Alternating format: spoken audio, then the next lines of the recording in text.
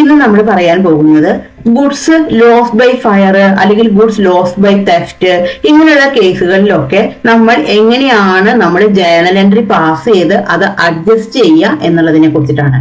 അതേപോലെ തന്നെ അതിൽ GST കൂടി ഉണ്ടായിരിക്കും. അതായത് നമ്മൾ ഇൻപുട്ട് ടാക്സ് കൊടുത്തിട്ടായിരിക്കും വാങ്ങിച്ചിട്ടുണ്ടായിരിക്കുക. അപ്പോൾ അങ്ങനെയുള്ള അഡ്ജസ്റ്റ്മെന്റ് ഒക്കെ എങ്ങനെയാണ് ചെയ്യുക എന്നുള്ളത് ഡീറ്റെയിൽ ആയിട്ട് നമുക്ക് നോക്കാം. ഹലോ ഫ്രണ്ട്സ്, ഞാൻ Shyamala Narayanan. Welcome back to my channel Tally accounting Malayalam. എന്റെ വീഡിയോ ആദ്യമായിട്ടാണ് നിങ്ങൾ കാണണമെന്നുണ്ടെന്നുണ്ടെങ്കിൽ, എന്റെ ടീച്ചിങ് സ്റ്റൈല് നിങ്ങൾക്ക് ഇഷ്ടമാണെന്നുണ്ടെന്നുണ്ടെങ്കിൽ ഒന്ന് സബ്സ്ക്രൈബ് ചെയ്യണേ. അതോടൊപ്പം തന്നെ തൊട്ടടുത്തുള്ള ബെൽ ബട്ടണും കൂടി ഒന്ന് ക്ലിക്ക് ചെയ്യണേ. എന്നാൽ മാത്രമാണ് ഞാൻ ഇടുന്ന വീഡിയോകളുടെ നോട്ടിഫിക്കേഷൻ നിങ്ങൾക്ക് കിട്ടുള്ളൂ. അതേപോലെ തന്നെ ഇഷ്ടമായി കഴിഞ്ഞാൽ ഒന്ന് ലൈക്ക് ചെയ്യണേ. അതേപോലെ തന്നെ നിങ്ങളുടെ ഫ്രണ്ട്സിനും റിലേറ്റീവ്സിനും ഒക്കെ ഒന്ന് ഷെയർ ചെയ്ത് കൊടുക്കണേ. അതേപോലെ തന്നെ ഒരു പ്രധാനപ്പെട്ടുള്ള കാര്യം, ഞാൻ ടാലി ഓൺലൈൻ ക്ലാസ് എടുക്കുന്നുണ്ട്. അപ്പൊ താല്പര്യമുള്ള ആൾക്കാരാണെന്നുണ്ടെങ്കിൽ എനിക്കൊന്ന് മെയിൽ ചെയ്താൽ മതി. എന്റെ മെയിൽ ID എന്ന് പറയുന്നത് shyamastallyclass@gmail.com ആണ്. അപ്പോൾ ഞാൻ എല്ലാ മന്തിലും എന്റെ ക്ലാസ് ഉണ്ടായിരിക്കും. അപ്പൊ ഇനി നെക്സ്റ്റ് ബാച്ച് വരുന്നത് August 1 നെക്സ്റ്റ് ബാച്ച് വരുന്നത്. അപ്പൊ നമുക്ക് ഒട്ടും താമസിയാതെ തന്നെ നമ്മുടെ വീഡിയോയിലേക്ക് വരാം. അപ്പൊ ആദ്യം നമുക്ക് അതിന് വേണ്ടിയിട്ട് നമ്മൾ വൗച്ചർ സെലക്ട് ചെയ്തിട്ട് എടുക്കാം. നമുക്ക് ആദ്യം ഒരു പർച്ചേസിന്റെ എൻട്രി ചെയ്യാം വിത്ത് ടാക്സോട് കൂടിയിട്ട്. അപ്പൊ ഇവിടെ നമ്മുടെ F9 സെലക്ട് ചെയ്തിട്ട് എടുത്തു. ഇവിടെ നമുക്ക് ബിൽ നമ്പർ കൊടുത്തു. ഇവിടെ നമ്മൾ ജസ്റ്റ് എൻ്റർ അടിച്ചു. അപ്പൊ ഇവിടെ നമുക്ക് പാർട്ടിയാണ് നമ്മൾ ക്രിയേറ്റ് ചെയ്യേണ്ടത്. അപ്പൊ ഇവിടെ വെച്ചിട്ട് ഞാനൊരു പുതിയ പാർട്ടിയെ ഇവിടെ ക്രിയേറ്റ് ചെയ്തു. ഇപ്പൊ ബിനോയ് എന്ന് പറഞ്ഞൊരു പാർട്ടിയെ ക്രിയേറ്റ് ചെയ്തു. അണ്ടർ സൺഡറി ക്രെഡിറ്ററിലേക്ക് സെലക്ട് ചെയ്തിട്ട് എടുക്കാം. എൻ്റർ അടിച്ചു. Maintain balance bill by bill എന്നുള്ള ഓപ്ഷൻ S കൊടുത്തു. ജസ്റ്റ് ഇവിടെ വെച്ചിട്ട് എൻ്റർ അടിച്ചു. ഇവിടെ വീണ്ടും എൻ്റർ അടിച്ചു.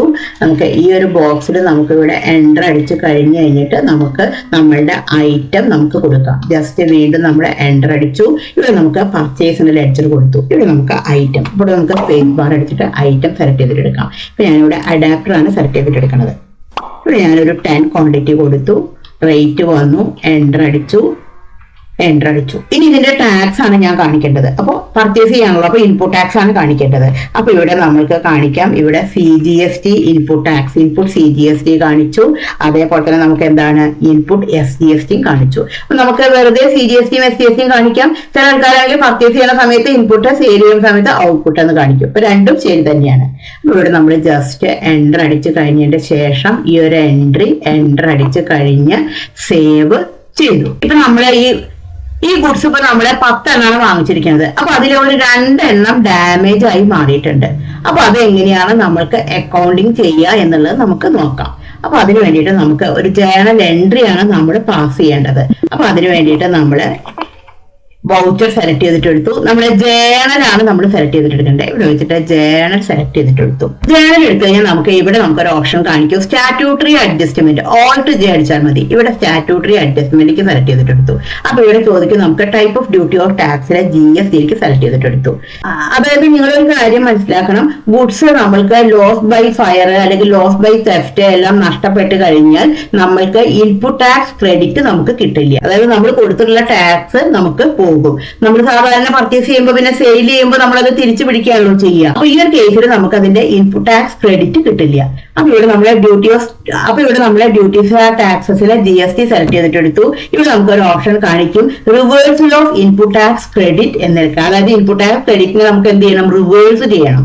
അപ്പൊ ഇവിടെ ഇതിലേക്ക് സെലക്ട് ചെയ്തിട്ട് എടുത്തു. ഇവിടെ നമ്മൾക്ക് അതേഴ്സിലേക്ക് നമുക്ക് സെലക്ട് ചെയ്തിട്ട് എടുക്കാം. ജസ്റ്റ് എൻ്റർ അടിച്ചു. ഇവിടെ നമ്മൾ പുതിയൊരു ലെഡ്ജർ ആണ് ക്രിയേറ്റ് ചെയ്യേണ്ടത്. Alt C അടിച്ചിട്ട് നമുക്കൊരു ലെഡ്ജർ ക്രിയേറ്റ് ചെയ്യാം. ഗുഡ്സ് ലോസ് ബൈ ഫയർ അല്ലെങ്കിൽ ഗുഡ്സ് ലോസ് ബൈ തെഫ്റ്റ് എന്നോട് എന്താണെന്ന് വെച്ചിട്ടുണ്ടെങ്കിൽ അത് കൊടുക്കാം. ഇതെന്താണ്, കമ്പനി സംബന്ധിച്ചത് എന്താണ്, ഇൻഡയറക്റ്റ് എക്സ്പെൻസ് ആണ്. അപ്പൊ ഇവിടെ എന്തിലേക്ക് നമുക്ക് സെലക്ട് ചെയ്തിട്ട് എടുക്കാം, ഇൻഡയറക്റ്റ് എക്സ്പെൻസിലേക്ക് നമ്മൾ സെലക്ട് ചെയ്തിട്ട് എടുത്തു. നമ്മൾ ജസ്റ്റ് എൻ്റർ അടിച്ചു. ഇവിടെ നമ്മൾ ജസ്റ്റ് എൻ്റർ അടിച്ചു. ഇവിടെയും എൻ്റർ അടിച്ചു.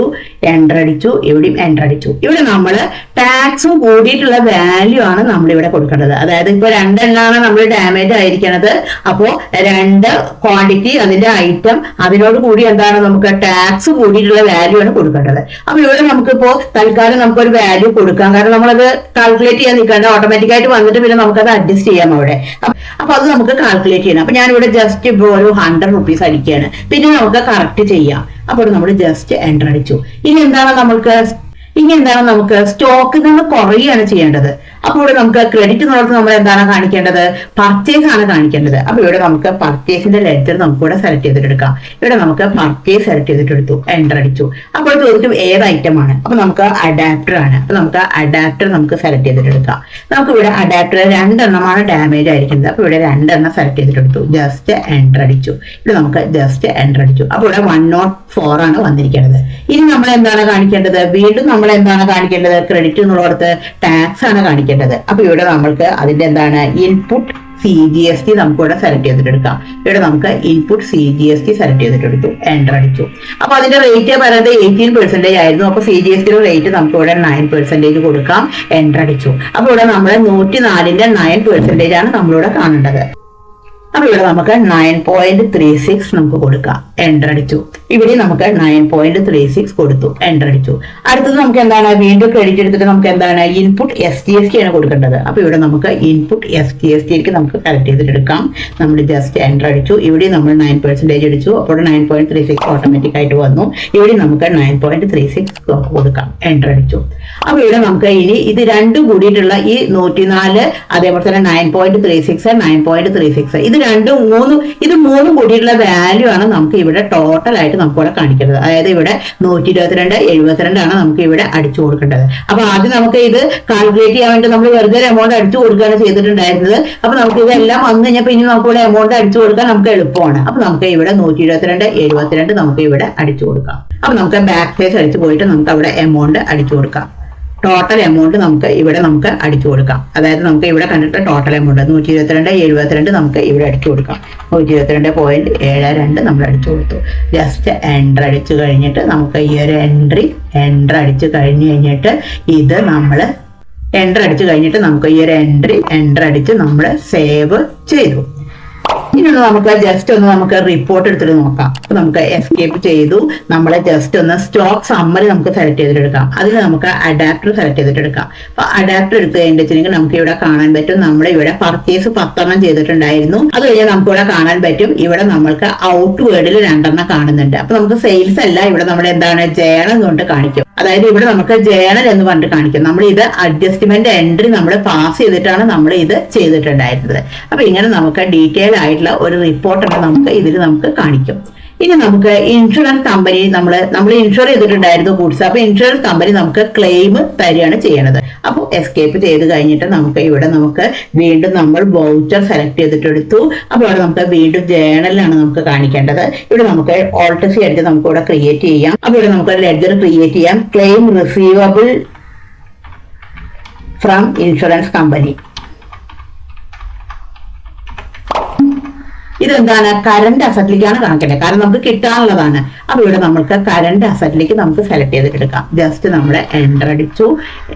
ഇവിടെ നമുക്ക് ജസ്റ്റ് നമുക്ക് ഇവിടെ എൻ്റർ അടിക്കാം. ഇപ്പൊ ഇൻഷുറൻസ് കമ്പനി നമുക്ക് 120 ആണ് നമുക്ക് ഇവിടെ തരുന്നത്. അപ്പൊ നമ്മളിവിടെ 120 അടിച്ചു, എൻ്റർ അടിച്ചു. ഇവിടെ നമുക്ക് ക്രെഡിറ്റ് എന്നുള്ളടത്ത് നമുക്ക് എന്താണ് കാണിക്കേണ്ടത്? നമ്മൾ നേരത്തെ ഡെബിറ്റ് ചെയ്ത് വെച്ചിട്ടുണ്ടായിരുന്നു ഗുഡ്സ് ലോസ് ബൈ ഫയർ എന്ന്. അതിനെയാണ് നമ്മളിപ്പോ എന്ത് ചെയ്യേണ്ടത്?